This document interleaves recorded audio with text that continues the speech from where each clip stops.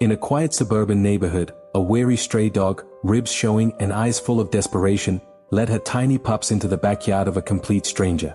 Why would a wild mother risk approaching humans with her vulnerable cubs, and how did the surprised homeowner react to these unexpected guests? What followed next became a heartwarming tale of trust, compassion, and a family's fight for survival. Rebecca Owens was used to seeing a stray or two roaming the periphery of her suburban cul-de-sac. She lived in a quiet corner lot with a modest yard ringed by a tall wooden fence for privacy. It was the last place she ever expected to find an unexpected visitor, let alone a whole canine family. But one early morning, as she sipped her coffee by the kitchen window, movement near the shed caught her eye. A thin, manger-looking dog stood half-crouched beneath the overhang, panting hard. Something about her stance, guarded but not aggressive, made Rebecca pause. Then, out from behind the mother, 3 small pups with wobbly legs ventured forward, peering into the open yard. They looked skinny, their fur patchy, their eyes bright with both curiosity and fear. Rebecca had never seen this dog in the neighborhood before. Why had it chosen her yard? At first, she wasn't sure what to do. Should she approach slowly or call animal control? Another glance at the mother's protruding ribs and the pup's uncertain steps tugged at her heart. They were hungry, no doubt, maybe even desperate enough to brave human contact. Carefully, Rebecca cracked open the back door, calling softly to them. The mother dog turned, trembling with what looked like exhaustion, as if bracing for rejection or hostility. Over the next few minutes, an incredible moment of trust took shape. Rebecca stepped out with a small bowl of water and whatever dog-friendly food she could get, all the while speaking in gentle tones. The mother dog hesitated, her pups crowding around her legs and sniffing the air. In that instant, fear and hunger collided. Would they accept the help, or bolt? As Rebecca knelt, beckoning quietly, it felt like a delicate dance. One misstep, and the mother might flee with her pups. But their empty bellies won out. The mother advanced inch by trembling inch, drawn by the scent of sustenance and the soft, inviting voice of a kind stranger. Thus began a remarkable chapter in Rebecca's life, and in the life of this stray family. What transpired would not only challenge her perceptions about stray dogs but also test the boundaries of compassion between human and animal. Rebecca Owens watched from her back porch, heart pounding, as the skinny mother dog and her 3 tiny pups crept toward the makeshift meal she'd laid out. The pups, wobbly and timid, clung to their mother's flank. They looked like they couldn't be more than a few weeks old, their fur scruffy and patchy in places. Each small step they took suggested both eagerness driven by hunger and a deep-seated fear of humans. The mother dog's ribs were evident under her dull coat, confirming that the entire family was in dire need of nutrition. Encouraged by her gentle tone and soft posture, the mother dog extended her muzzle to sniff the bowl of water. She lapped at it tentatively at first, then with growing thirst. The pups followed suit, crowding around to drink. Rebecca's chest tightened at the sight. They're so frail, yet so determined. Carefully, she inched closer, setting down a shallow dish of shredded chicken she'd managed to scrounge from her fridge. A moment of tense hesitation filled the air. Would the mother dog let her pups eat in front of a stranger? The dog's eyes flickered between Rebecca and the food, then, with a short bark that might have been reassurance, she nudged her pups toward the dish. They stumbled over each other in their eagerness, devouring the scraps as if they hadn't eaten properly in days. Even as the puppies ate, the mother dog stood guard, eyes never leaving Rebecca.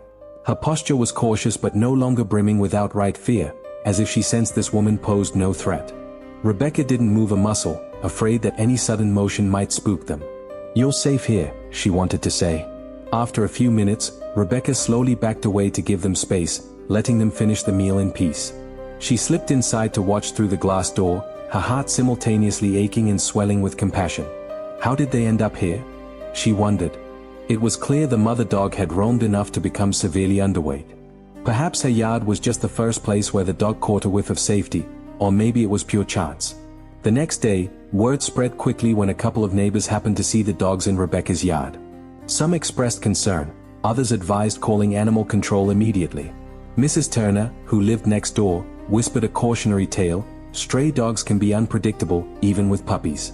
You should be careful, or they might bite." But Rebecca couldn't reconcile that image with the trembling family she'd witnessed. She decided to reach out to a local rescue group instead of calling authorities, who might separate them or worse, deem them too big a burden. The rescue's volunteer, Sarah, listened attentively to Rebecca's account. "They're definitely underfed. The pups are young, maybe 4 to 5 weeks old. Is the mother approachable at all?" Rebecca hesitated. She's not hostile, but she's wary. I fed them twice now. The puppies accept food eagerly, and the mother seems to allow it as long as I move slowly. Sarah suggested leaving more food and water at regular intervals, possibly setting up a safe space for them in the yard. We can try a gentle approach to gain the mother's trust before catching them for vet checks, she explained. Rebecca agreed. This seemed kinder than scaring them with cages or forcing a quick capture.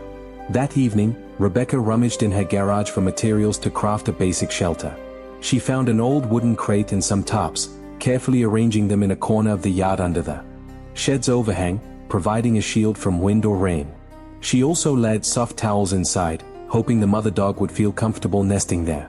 When she placed another bowl of food near the makeshift shelter, the mother dog and pups approached more quickly this time.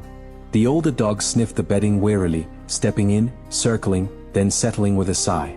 One by one, the pups tumbled in after her, curling up in a warm pile. Rebecca smiled, relief washing over her. At least they won't be shivering outdoors tonight, she thought. Day by day, the fragile bond between Rebecca and this stray family strengthened.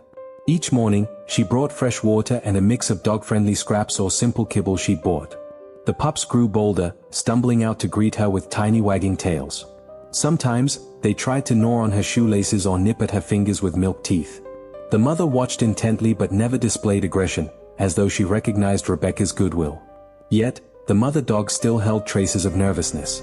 If Rebecca reached out abruptly, the dog would recoil, ears flattening. So Rebecca moved gently, letting the dog set the pace. They've probably survived who knows what on the streets, she reminded herself. No wonder she's cautious. Despite the heartwarming progress, Rebecca confronted some hurdles. The pups' energy levels soared as they grew slightly stronger, causing concerns about how to keep them safely in the yard. The fence was sturdy, but the pups might eventually try to squeeze through gaps. Additionally, Mrs. Turner's warnings nagged at her. What if, down the road, the mother dog felt threatened by a passing cat or a curious child? Rebecca also worried about the cost of vet care. All these animals likely needed vaccinations, deworming, and a check for any diseases. Though Sarah from the rescue promised partial assistance, the process wasn't instant, and resources were stretched thin. With each day, the pups grew, and the need for a permanent plan became more pressing. One afternoon, while setting down a meal, Rebecca noticed a limp in the mother dog's gait. Concerned, she inched closer, spotting a raw wound on the dog's hind leg, possibly a scrape from rummaging in garbage or an altercation with another stray. The mother dog flinched at Rebecca's gentle attempt to inspect it, letting out a low whine. Concern spiked in Rebecca's heart. If the wound got infected, the mother's ability to care for her puppies could be jeopardized. In that moment, the gravity of her responsibility sank in. She wasn't just feeding them anymore, she'd become their guardian in a world they didn't fully trust. For their sake, she had to push through the mother's fear and get professional help.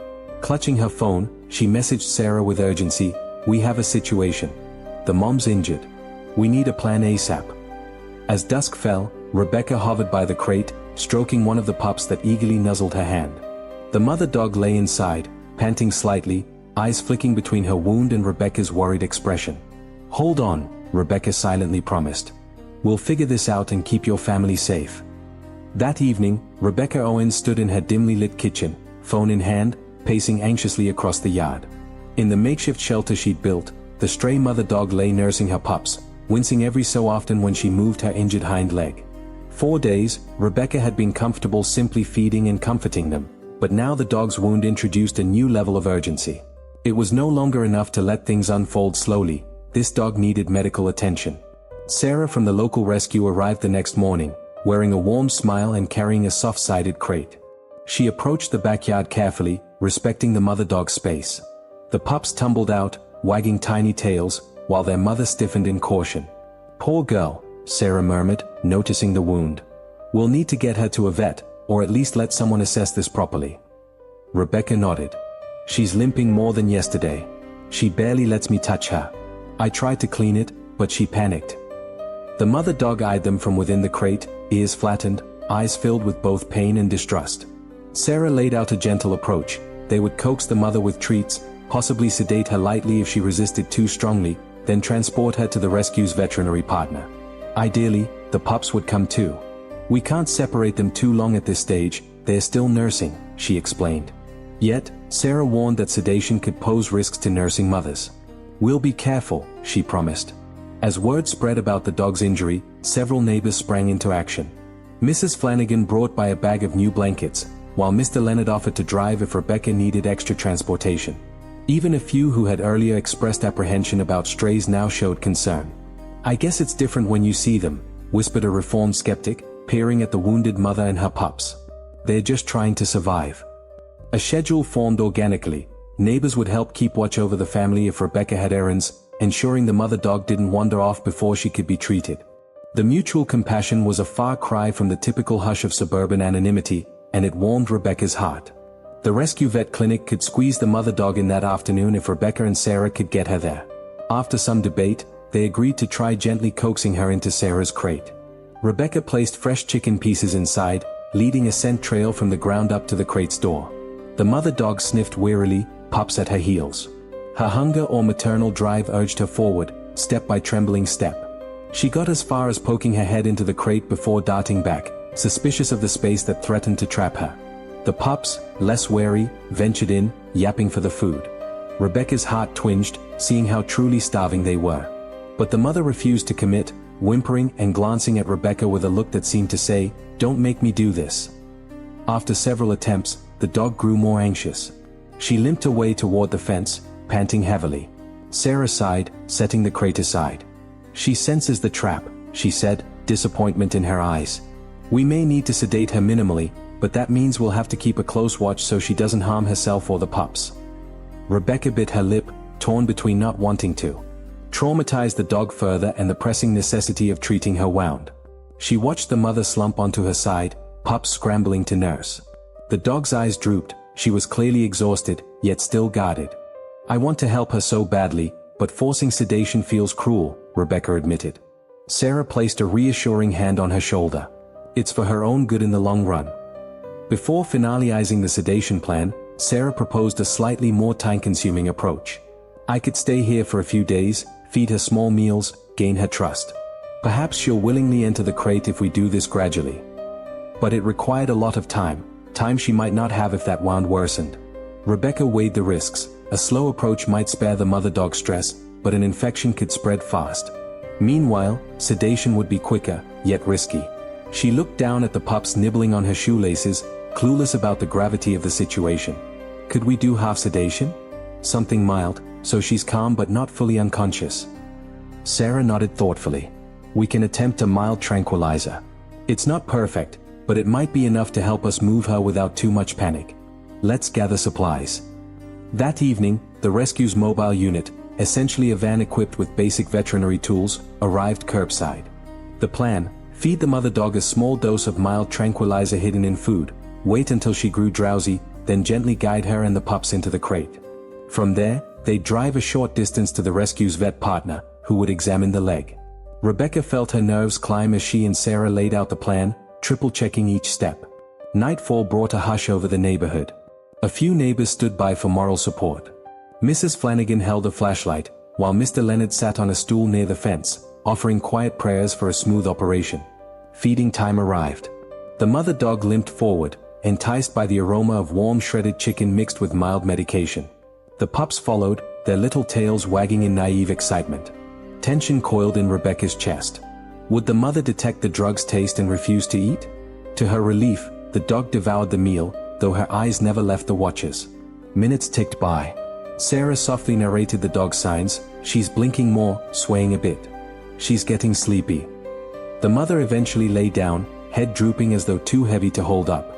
A pang of guilt hit Rebecca. She hated seeing the dog's confusion, but it was a necessary step. They waited until the mother could be approached without a spike of panic. With gentle hands, Sarah and another volunteer lifted her. Pups nestled alongside, placing them in the crate. The dog let out a drowsy whine but didn't thrash. The pups yipped in protest at being moved. Rebecca exhaled, tears pricking her eyes, relief, worry, hope all intermingled. They eased the crate onto the mobile unit's ramp. Sarah offered a quick hug to Rebecca. "We'll head straight to our clinic. You can follow if you want, or wait here if it's too much." Rebecca decided to ride along, ignoring her own anxiety to ensure the dog wouldn't wake to unfamiliar faces alone. As the van pulled away under the glow of streetlights, a strange hush settled over the backyard. The only sign of recent drama was a half-empty bowl and the faint smell of chicken lingering on the grass.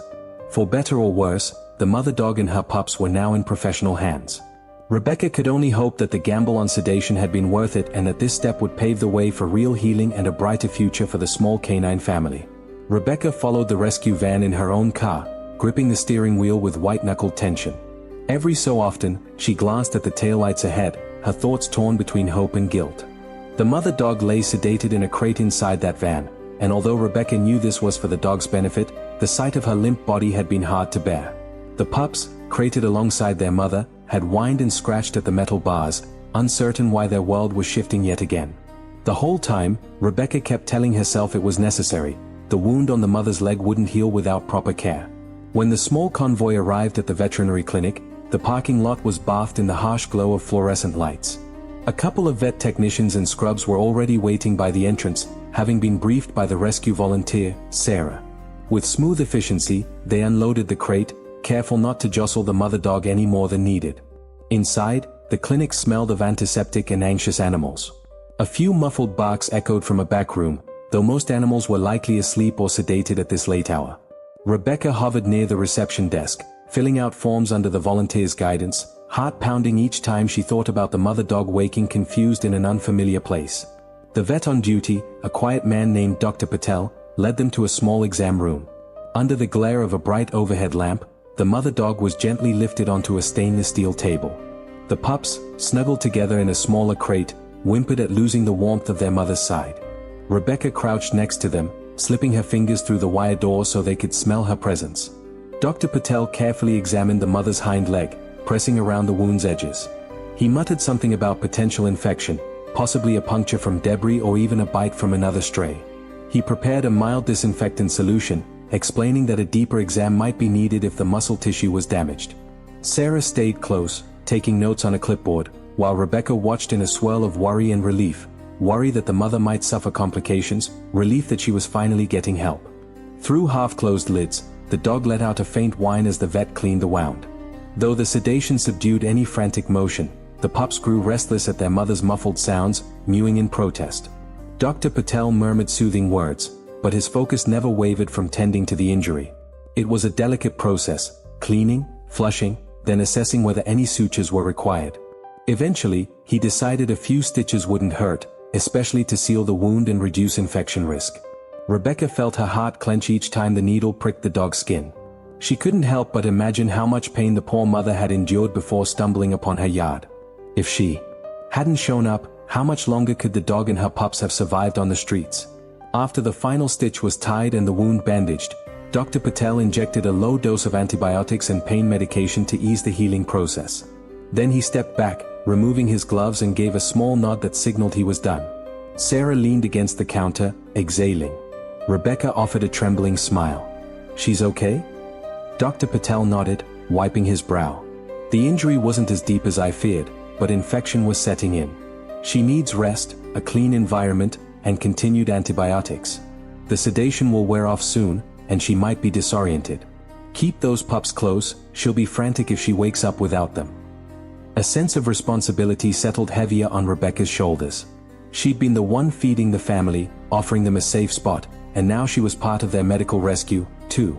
"Can she and the puppies stay here overnight?" she asked, unsure she could manage them at home without proper facilities. Dr. Patel exchanged glances with Sarah. The clinic usually charged boarding fees and was understaffed at night, but the rescue volunteer quickly volunteered that the non-profit would cover costs. They decided the mother and pups would remain at the clinic for at least 24 hours of observation. Relieved, Rebecca stepped away from the exam table, letting the vet techs gently place the dog on a soft pad in a recovery cage while the pups were transferred into a connected pen so they could all remain together. Even as the mother dozed, one pup stumbled over to press its tiny nose against her bandaged leg, as if it sensed that was the spot in need of healing. Sarah led Rebecca to the waiting area, offering a warm cup of chamomile tea from a staff break room. They sat side by side under harsh fluorescent lights, the building otherwise empty at this hour. Rebecca sipped the tea in silence, trying to calm the adrenaline rush that had carried her through the night. "I'm glad we finally got her treated," she murmured. "But what happens now?" Sarah placed a reassuring hand on her arm. "We'll watch her If she recovers well, we can look for a foster or adopter who'll take the whole family until the pups are weaned, or, if you're interested," she trailed off, letting Rebecca fill in the blank. The thought of taking on a mother dog and multiple puppies was daunting. Rebecca's own yard wasn't huge, and her schedule wasn't exactly flexible. Yet something in her chest fluttered at the possibility. She'd grown attached to them in such a short time. Eventually, Sarah excused herself to check on the mother dog's sedation. Rebecca remained in the waiting area, swirling the last drops of tea in her cup. She recalled the trembling mother's eyes the first time they'd met in the yard, the pup's wide-eyed curiosity despite their hunger. Perhaps this was more than a random moment of pity. It was a calling, a push toward giving them the safety they'd never known. She wouldn't decide tonight, but as she sat there, heart aching with compassion, she felt the edges of a new dream forming. Just maybe, there was room in her life for a little more chaos, a lot more love, and a small family of dogs who had chosen her fence as their final hope. 2 days after the mother dog was admitted to the rescue's vet partner, Rebecca returned to the clinic, heart thumping with anticipation. She hadn't slept well, haunted by images of the dog's fearful eyes and the pups mewing in confusion as they were separated from their makeshift yard shelter. Now, stepping into the sterile-smelling lobby, she hoped to find them recovering and to decide the next steps in giving them a safe future. A cheerful vet tech recognized her and ushered her down the hallway. "They're doing better than expected," she said, smiling. "The mother's wound is healing, though she's still guarded around strangers." Rebecca exhaled, relief washing over her. She followed the tech to a small recovery room where metal kennels lined the walls and soft whimpers occasionally broke the quiet. Inside a kennel at the far corner, the mother dog lay drowsy but alert, her side bandaged. Beside her, 3 pups tumbled around, wrestling each other in play as if trying to forget the confusion of their short lives so far. Their mother raised her head at Rebecca's approach, ears twitching. She eyed the visitor for a tense moment, then relaxed, apparently recognizing the woman who had fed her in that backyard. When the mother nuzzled a pup forward, Rebecca's heart melted. There was trust there, still fragile but growing. Sarah, the rescue volunteer, stepped in with a clipboard. "Good timing," she said, nodding at the kennel. "We're discussing how to proceed. We might have a foster lined up, but would love your input. You've bonded with them more than anyone else so far." Rebecca crouched to meet the mother dog's gaze through the kennel bars. "Would it be too overwhelming to foster them all in my home?" She chewed her lip, recalling the small yard and the potential challenges: cost, time, the pups eventually needing spay or neuter. But the idea of giving up their care entirely to someone else tugged at her emotions. Could she handle them until the pups were weaned? Sarah offered a gentle smile. "Fostering is an option, though it can be hectic. They'll need frequent feeding, socialization, and you'll have to keep the yard secure. But if you're open to it, we'll help with supplies, vet checkups, and guidance." She paused, searching Rebecca's eyes. "I know it's a big commitment." Standing, Rebecca rubbed her sweaty palms on her jeans. "I can't explain it, it's like they chose my backyard for a reason. I feel responsible, you know." She cast a glance at the mother dog's bandaged leg. "Maybe I owe it to her to see this through." That same day, Dr. Patel, the quiet veterinarian who stitched the mother's wound, came by to check the bandage. He found the infection under control, new tissue forming. "She's a fighter," he remarked, carefully palpating around the stitches. The dog flinched but didn't snap. "Once the pups reach about 8 weeks, we can start separating them if needed for adoption. But for now, she needs them and a stress-free environment." Rebecca spoke softly to the dog, her voice trembling with the weight of this decision. "I have a small yard, but I'm willing to do what it takes. Will she trust me enough if I take her back?" The mother dog blinked, as though aware they were discussing her fate. Dr. Patel shrugged. "Dogs are resilient. If you continue to be patient and consistent, she'll likely adapt. The pups, being so young, will imprint on you, too." That evening, as Rebecca prepared to leave, Sarah handed her a folder with foster guidelines, feeding schedules, socialization tips, and red flags to watch for if the mother got overwhelmed. "We can transport them to your place in a few days," Sarah explained. "She needs just a bit more observation to ensure no post-surgery complications." Rebecca nodded, adrenaline spiking at the enormity of it all. Am I ready for 3 puppies and a recovering mother dog? Yet, deep down, she felt a gentle certainty that this was the right step. The pups deserved stability, not a rotating chain of strangers, and the mother deserved to heal with someone she recognized, even faintly, as safe. When Rebecca returned home, the yard felt oddly empty without the little family.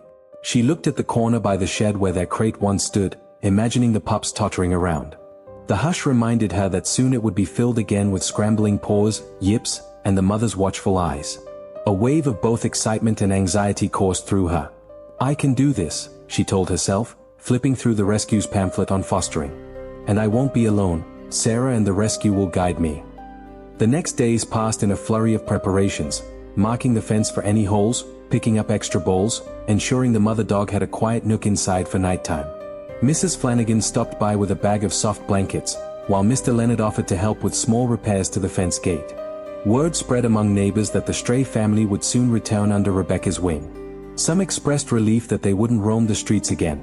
Others, curiosity about how an older dog with pups would blend into suburbia. Rebecca tried to quell her nerves with the comforting knowledge that everyone seemed supportive. No one wanted a repeat of the day uniformed officers cornered the mother in confusion on her property. On the morning Sarah brought them back, Rebecca's backyard brimmed with a mix of anticipation and gentle chaos. The rescue van pulled up, and Sarah emerged, carrying a pup in each arm, while another volunteer gently guided the mother dog, who limped slightly but moved with surprising calm. As they stepped into the yard, the mother sniffed the grass, ears perking up as if recognizing her old refuge. The pup stumbled after her, wide-eyed but not panicked. Then came the moment. Rebecca knelt down, extending her hand. After a brief hesitation, the mother approached, nuzzling Rebecca's palm in silent acknowledgement. "We're home, for now." Rebecca hovered at the edge of her backyard, watching the mother dog survey her old shelter by the shed. This time, there were new additions: soft bedding, a shade canopy, and a low gate installed near the fence to create a safe enclosure. While the dog still had a slight limp from her stitched-up wound, her eyes showed more curiosity than fear. The pups, for their part, wasted no time rediscovering the space, toddling around the grass and bumping into each other. A cool breeze ruffled their sparse fur, and they seemed delighted to be outside again, free from the cramped vet kennel. For a few days, the family adjusted to this renewed routine: eat, rest, explore, and occasionally nap in the warm sun. Rebecca set out multiple shallow dishes of water and puppy-friendly kibble softened with broth. The mother dog ate with vigor but remained cautious, stepping away if Rebecca approached too quickly. Yet she no longer bared her teeth or froze in panic. Each time Rebecca refilled the water bowls, the dog eyed her in a guarded but calm manner, as though recalling that this human had helped when she needed it most. One afternoon, Mrs. Flanagan visited, bearing a basket of donated puppy toys, soft chewable animals and squeaky rubber bones.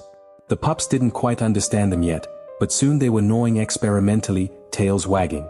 Mrs. Flanagan chuckled, turning to Rebecca.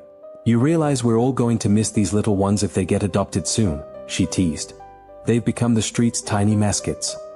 Rebecca laughed, though deep down, she felt a pang. She couldn't keep 4 dogs forever, and the rescue was already lining up potential fosters or adopters. Still, letting them go tugged at her heart. With each passing day, the mother dog's limp improved. Dr. Patel did a home visit at Sarah's request, carefully removing the stitches once the wound sealed. The dog allowed his gentle touch, though her muscles tensed when he first laid a hand on her leg. Afterward, Dr. Patel commended Rebecca's diligence, noting the dog's coat was looking healthier, too. "Regular meals and a stress-free environment make all the difference," he said. "You should be proud, she's made remarkable progress." Life settled into a new pattern. Early mornings found Rebecca kneeling in the grass, dish in hand, as the mother dog and pups trotted over eagerly. Afternoons brought playful chaos, puppies chasing each other, tumbling head over paws, or yapping excitedly at any bird that dared land near the shed. Evenings, the mother dog would curl up in the sheltered area, pups sprawled around her belly, while Rebecca sat nearby, reading or just watching the quiet contentment they exuded. But while the yard felt like a sanctuary, Rebecca couldn't ignore the looming future. The rescue had started posting pictures of the pups online, describing them as bright, friendly shepherd mixes in need of loving homes. Interest trickled in. A family in the next town wanted a sweet female puppy. A retiree inquired about the calmest pup to keep him company. The mother dog, however, drew fewer inquiries. People were often reluctant to adopt an older dog with a scarred past. Sarah gently reminded Rebecca that fostering meant letting them go eventually, unless she was prepared to adopt one or more herself.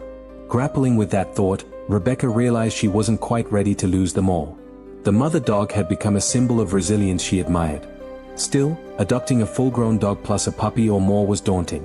She voiced her turmoil to Mrs. Flanagan one dusk, confiding how the pups leaped into her lap and how the mother dog now wagged her tail faintly when Rebecca spoke in a soft voice. "I love them," she whispered, "but I'm scared of failing them, too." In the midst of these reflections, a new worry emerged.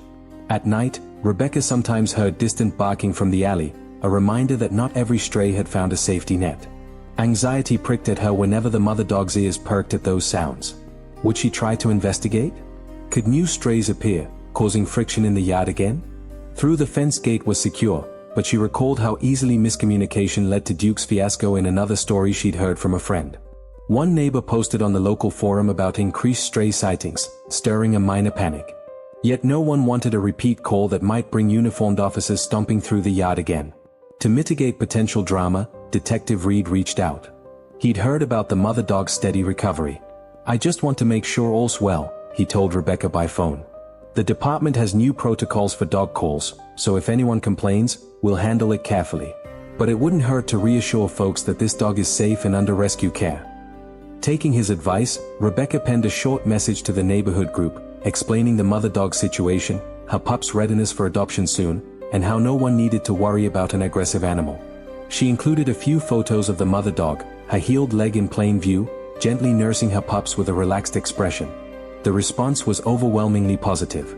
Neighbors praised Rebecca's dedication, and a few even offered to help with supplies or come by to socialize the pups. That sense of communal warmth reaffirmed why she'd taken this path in the first place. Yet, a restless sense of nearing the end lingered in the quiet hours. The rescue had asked if she was open to letting the mother dog be spayed once fully healed, then rehomed if a suitable adopter emerged. Could Rebecca say goodbye without heartbreak? Or maybe she'd keep the mother dog, watch her grow older in the yard she'd stumbled into out of desperation. Each time Rebecca weighed the options, an ache formed in her chest. Bonds this strong didn't break easily. Still, forging a permanent bond also meant dealing with the dog's cautious nature and an uncertain lifespan. The mother dog was no puppy herself, who knew how many more years she had. As Rebecca rubbed the dog's ears one evening, she whispered, "I'll do right by you, no matter what." The dog turned her head, offering a gentle lick to Rebecca's arm. In that moment, it felt like a quiet agreement, one last test of love and loyalty before decisions had to be made. Rebecca could hardly believe how much the puppies had grown in a matter of weeks. Their once wobbly steps were more confident now, and they often bounded across her small backyard in playful sprints, nipping each other's ears or tumbling into the flower beds. The mother dog, though still cautious with strangers, had relaxed noticeably. Sometimes, after finishing her meal, she even wandered over to Rebecca for a gentle pat on the head, something unimaginable back when she first limped into this yard, thin and trembling. Even Mrs. Flanagan remarked on the pup's robust energy. "They'll be climbing that fence soon," she teased one afternoon, peering over to see them tussling with a squeaky toy. Rebecca laughed, realizing the once quiet corner of her property now seemed alive with squeals and barks. She had adjusted her schedule to accommodate frequent feedings, quick yard cleanups, and countless moments of puppy mischief. It was hectic, but every time one of the pups looked at her with bright, adoring eyes, she felt a surge of joy. Yet she knew these days of fostering wouldn't last forever. The rescue had already found potential adopters for 2 of the pups, families who had passed background checks and seemed eager to provide loving homes. One family even drove by for a quick meet and greet, marveling at how friendly and curious the pups were.